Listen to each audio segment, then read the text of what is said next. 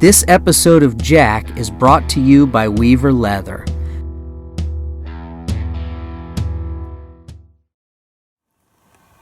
After I released episode 29 of Jack, I received a lot of questions about one comment that I made. Here it is. What I'm looking for him to do is to really sit on that hind end and move his front end around his hind end. And I'm looking for him to, preferably right now, pivot on what I would consider the wrong foot, which if I'm spinning to the right, when he's finished, I'll want him spinning on his right foot, but right now, I actually would like it if he's sitting back on his left foot.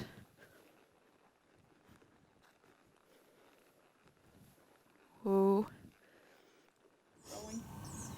Not everyone teaches the spin using the same method. The methods I use fit into my overall training program. For example, we actually had a guy come ride. It was a kid. He was in his teens, and his dad hauled him over and said, "My son has taught the horse to spin, but we'd like some tips on how to improve it." And the kid unloaded the horse, saddled up, started spinning the horse. It was kind of confusing because the horse started spinning and legs were flying everywhere. It was moving its hind end around. It was moving its front end around. It was a spin, but the body parts were kind of going all over the place. And the question that they wanted to know, how they could improve this spin.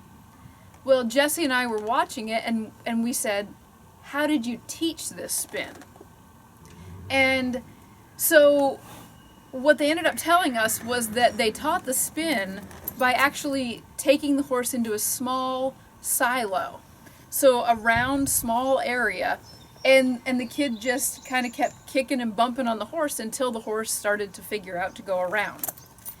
Well, it worked in a way because the horse was spinning and it was fast.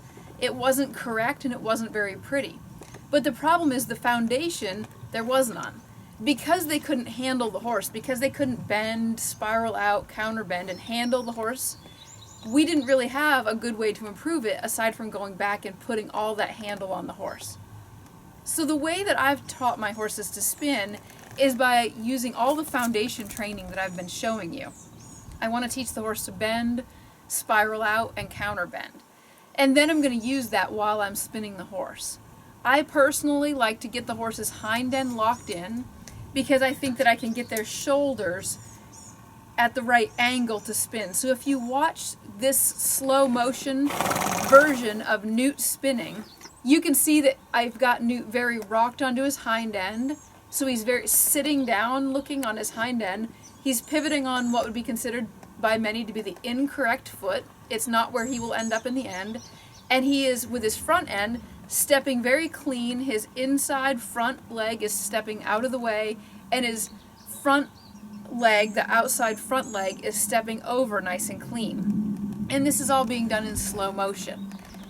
Now, in this next video, you can see Newt is spinning a little bit faster. And when I start to add speed, you can see that he's actually starting to lose that wrong pivot foot, and now he's shifting between his back feet. But he's still really clean in his front end. Again, the reason I have him go slow, locked in on the hind end wrong foot, is so that I can get them the hind end very stationary and the front end very clean. Then you can see that if I add even more speed with Newt in this third clip, that he is now pivoting, at a lot of the times he's pivoting on the correct foot. His front end is clean, but you'll also notice that the speed has made him stretch out a little bit more.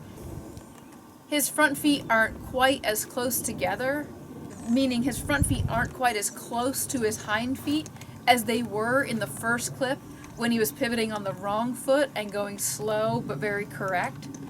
And so this is what I do with my horses. If you look at this clip of one of my horses being shown bridleless here, you can see that this horse was no longer in that bent position, but he had all the same foundation that you're seeing on Newt.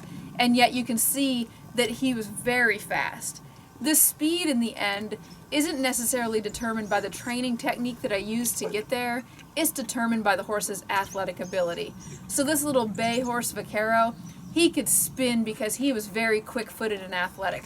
More quick than Newt will ever be.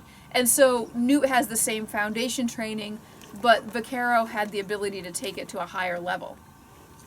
The reason I'm using Newt for a lot of these clips is because Jack isn't as finished. So if you go back and you look at some of the clips of Jack, you can see the early locked-in stage, and then you can see that middle stage, but what you're not seeing yet is that more finished stage where he's rocked forward onto that more correct foot because he's not adding enough speed yet.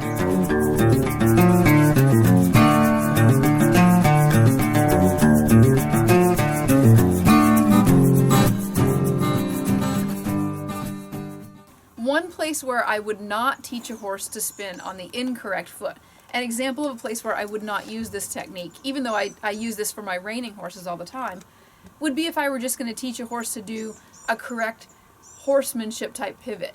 If I had a horse that I was going to show in Western pleasure and horsemanship, and he was never going to spin with a lot of speed, I would skip the step of teaching him to spin on that incorrect foot because I was never going to add enough speed anyway. The only other exception to that would be if I had a horse that was just so physically telling me he wasn't going to ever spin fast that it wouldn't be worth teaching him that tight rocked back because I was never going to add a lot of speed. For example, if I was going to teach a draft horse to spin, I could just teach them more of a correct type spin because they were never going to add the pure speed that was going to rock them forward, so all those steps wouldn't be necessary. But the higher level training that I think I'm going to reach with that horse, the more handle and ability I want on that horse, and that's why I go ahead and teach them these different stages of the spin. Oh, Newt, you're such a goofy horse.